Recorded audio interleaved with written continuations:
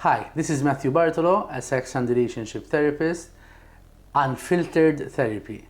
I'm going to be sharing with you some of my thoughts and reactions after seeing over 1,500 couples.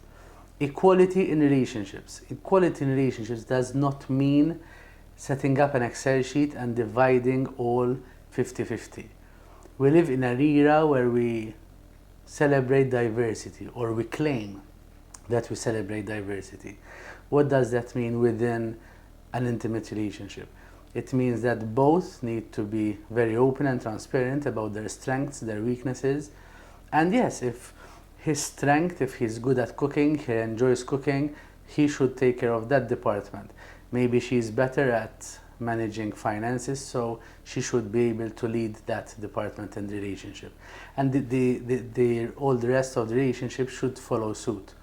Because when you end up in a relationship where you have to take tabs on who's cleaning today or who took care of the kids yesterday, that becomes a relationship full of resentment.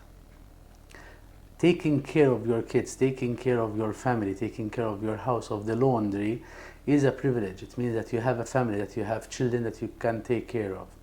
So if you really struggle with this, feeling that you are demeaning yourself or you are slaving after your kids or your husband or your wife, maybe you need to consider reflecting on if you're doing what you should be doing, if this is what you signed up for, if you are getting fulfillment from this way of life, a way of life that you might have chosen yourself. So it's very important to think about giving and caring as a privilege rather than slaving after people that you claim that you love.